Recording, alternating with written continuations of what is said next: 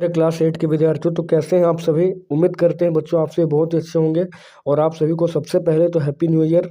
और ये साल आप लोग के लिए बहुत ही अच्छा रहे। और जैक बोर्ड ने झटका तो दे ही दिया है आपको, क्योंकि 28 जनवरी जो है आपका एग्जाम डेट है। ठीक है, 28 जनवरी उसी दिन आपको आपका सारा सब्जेक्ट होने वाला है।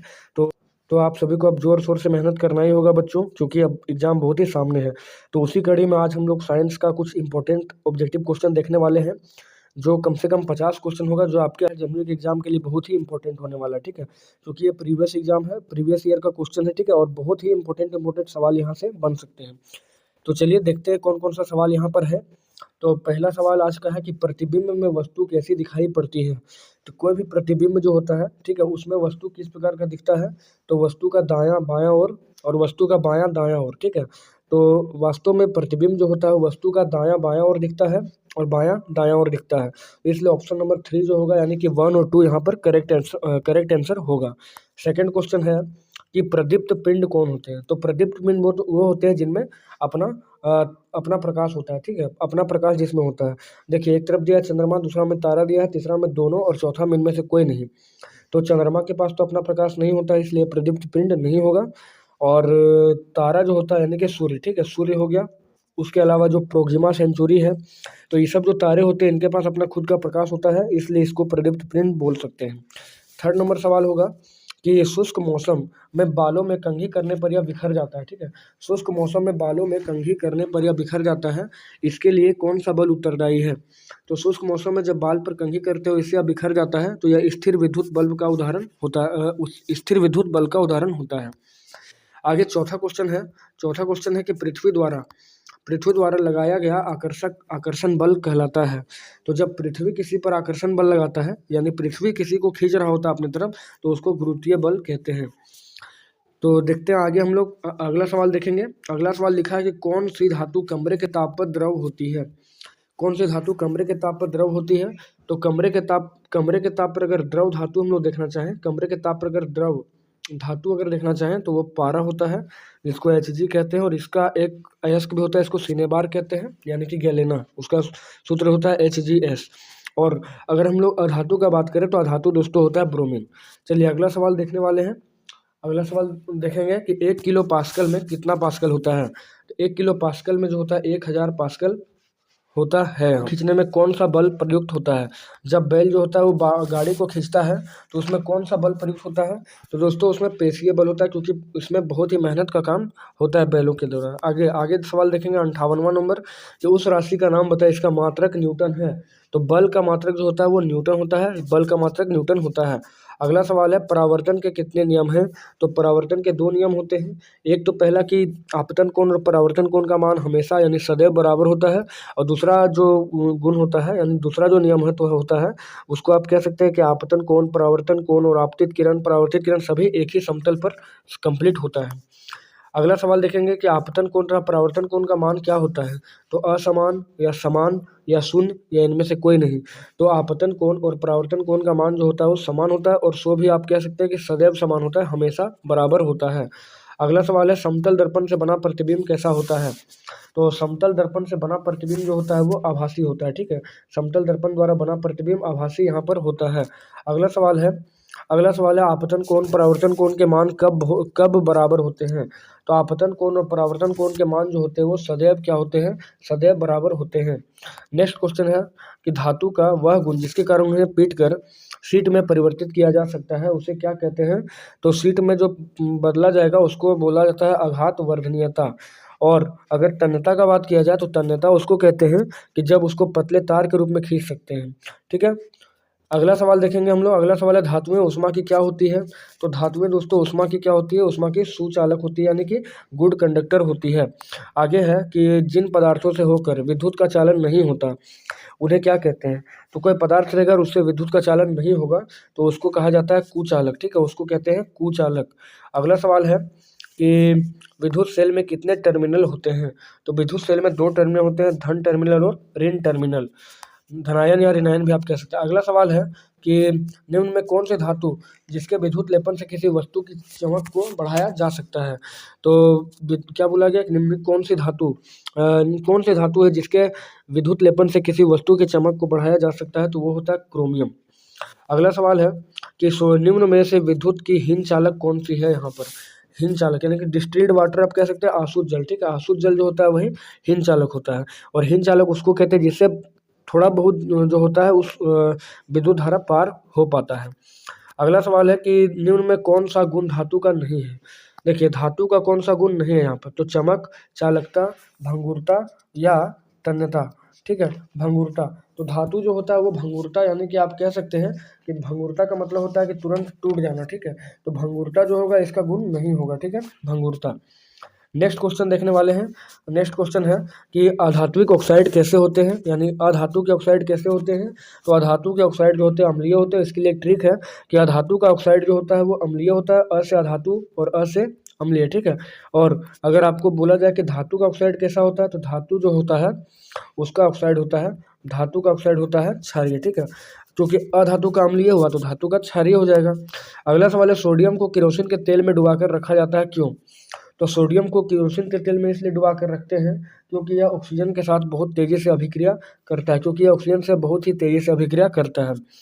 अगला सवाल है कि धातुओं के गलनांक और क्वथनांक प्राय क्या होते हैं। तो धातुओं के गलनांक और क्वथनांक जो होते हैं वो उच्च होते हैं, ठीक है।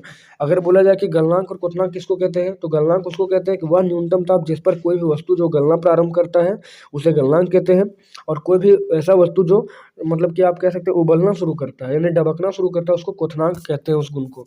अगला सवाल है कि निम्न में से विद्युत घंटी का अवयव नहीं है। विद्युत घंटी का अवयव नहीं है तो लोहे की पत्ती या कुंडली या संपर्क पेंच या चुंबकीय सुई। तो विद्युत घंटी का अवयव यहाँ पर चुंबकीय सुई नहीं होगा। नेक्स्ट क्वेश्चन है 74वां नंबर कि बल का इकाई मात्रक क्या होता है। तो बल का इकाई मात्रक होता है केजी मीटर पर सेकेंड स्क्वायर, ठीक है। केजी मीटर पर सेकेंड स्क्वायर, यानी ऑप्शन नंबर 3 बिल्कुल करेक्ट जवाब होगा यहाँ पे। अगला सवाल पूछा गया है। अगला सवाल है कि कुली जो है भारी बोझ उठाते समय सिर पर कपड़े को गोल लपेट कर रखता है, क्यों। तो गोल लपेट कर इसलिए रखता है ताकि जो है दाब क्या हो, कम हो, ठीक है। दाब कम होगा तो कम इफेक्ट पड़ेगा। अगला सवाल है कि द्रवों द्वारा लगाया गया दाब गहराई बढ़ने से क्या होता है। तो द्रव जो होता है वो गहराई बढ़ने से उसका दबाव जो होता है वो बढ़ते चला जाता है, इसका इसलिए 76 का ऑप्शन नंबर जो होगा 3 बिल्कुल करेक्ट होगा। अगला सवाल है दाब का एसआई मात्रक क्या होता है। तो दाब का एसआई मात्रक दोस्तों पास्कल भी होता है और न्यूटन प्रति वर्ग मीटर भी होता है, यानी न्यूटन प्रति वर्ग मीटर, इसलिए ऑप्शन नंबर 3 बिल्कुल यहाँ पर सही जवाब होगा। अगला सवाल है सजीव के संरचनात्मक और क्रियात्मक इकाई किसे कहते हैं। तो सजीव के शरीर की संरचनात्मक और क्रियात्मक इकाई जो है वो कोशिका है, इसको अंग्रेजी में सेल कहते हैं, और कोशिका के समूह जो होते हैं वो ऊतक कहलाते हैं। अगला सवाल है ब्रेड या इडली फूल जाती है, इसका क्या कारण है। तो ब्रेड या इडली इसलिए फूल जाता है क्योंकि इसमें इष्ट कोशिका में बहुत ज़्यादा वृद्धि हो जाता है। अगला सवाल है कि वृषण और अंडाशय द्वारा स्रावित हार्मोन क्या कहलाता है। तो वृषण और अंडाशय के द्वारा स्रावित हार्मोन जो है उसको लैंगिक हार्मोन कहते हैं, लैंगिक हार्मोन कहते हैं। वृषण के द्वारा जो होता है टेस्टोस्टेरोन हार्मोन का स्राव होता है, जबकि अंडाशय के द्वारा एस्ट्रोजन और प्रोजेस्टेरोन का स्राव होता है। अगला सवाल है आंतरिक निषेचन कहाँ होता है। तो आंतरिक निषेचन जो होता है दोस्तों वो मादा के शरीर के बाहर, और बाह्य निषेचन आंतरिक निषेचन मादा के शरीर के अंदर होता है और बाह्य निषेचन मादा के शरीर के बाहर होता है। अगला क्वेश्चन है कि कोशिका झिल्ली की प्रवृत्ति क्या होती है। तो कोशिका झिल्ली जो होती है वो अर्धपारिगम्य होती है, अर्धपारिगम होती है। नेक्स्ट क्वेश्चन है कि कोशिका का कौन सा भाग जो है कुछ पदार्थ को कोशिका के भीतर तथा बाहर आने जाने देता है। तो वो दोस्तों होता है प्लाज्मा झिल्ली या कोशिका झिल्ली। नेक्स्ट क्वेश्चन होगा कि दूध को दही में परिवर्तित करने वाला सूक्ष्मजीव कौन होता है। तो दूध को दही में बदलने वाला जो सूक्ष्मजीव होता है लैक्टोबैसिलस कहलाता है। अगला सवाल है कि शराब उद्योग में किस सूक्ष्मजीव का उपयोग करते हैं। तो शराब के उद्योग में जो होता है इष्ट सूक्ष्मजीव का प्रयोग किया जाता है।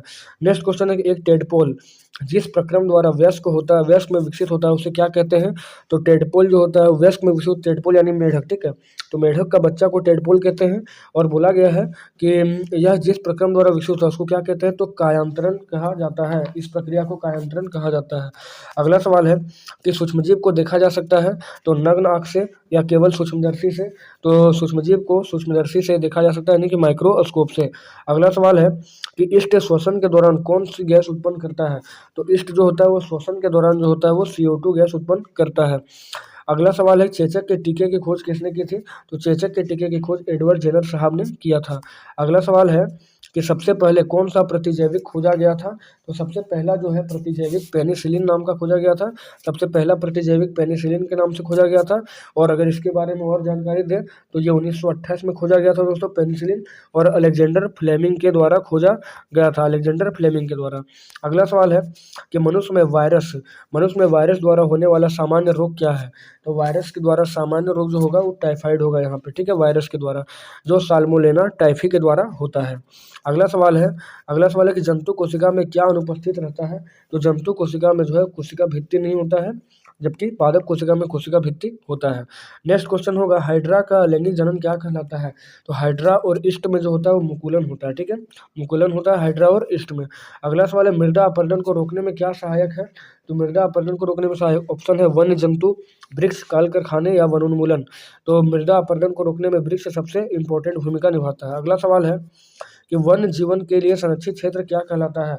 तो वन्य जीवन जो होता है उसका संरक्षित क्षेत्र जो होता है उसको वन्य जंतु अभयारण्य कहते हैं, वन्य जंतु अभयारण्य कहते हैं, यानी कि अंग्रेजी का बात किया जाए तो वाइल्ड लाइफ सेंचुरी इसको कहा जाता है।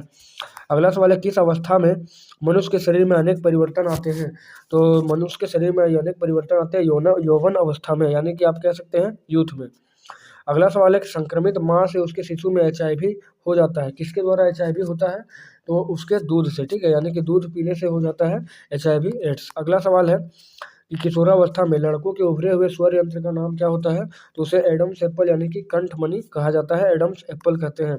अगला सवाल है कि जो जंतु अपने जैसे शिशु को जन्म देता है उन्हें क्या कहते हैं। तो जो जंतु अपने जैसा शिशु को जन्म देता है उसको जरायुज कहा जाता है, जरायुज कहा जाता है, और अंग्रेजी में विवी पेरस कहा जाता है। और अंतिम सवाल है कि पौधों में जनन अंग कहाँ पाए जाते हैं। तो पौधों में जनन अंग जो होता है उसके पुष्प में पाया जाता है। पौधों में लैंगिक जनन जो होता है वो पुष्प के माध्यम से संपन्न होता है। तो इस प्रकार से हम लोग आज 50 मोस्ट इंपॉर्टेंट ऑब्जेक्टिव सवाल देखे हैं साइंस का, ठीक है, जो आपके 28 जनवरी जो एग्जाम है, इस बार तो बहुत जल्दी हो रहा है जैक बोर्ड की तरफ से 8 क्लास का एग्जाम, तो उसी के लिए बहुत ही ज़रूरी है। तो आई होप ये वीडियो आपको अच्छा लगा होगा। तो इसी प्रकार से अच्छे अच्छे वीडियो पाने के लिए चैनल को सब्सक्राइब करें, और 28 जनवरी के लिए धुआं करने के लिए चैनल को सब्सक्राइब करके बेल आइकन को प्रेस करके दोस्तों और वीडियो को जरूर शेयर करें। तो चलिए मिलते हैं आपसे एक नेक्स्ट वीडियो में।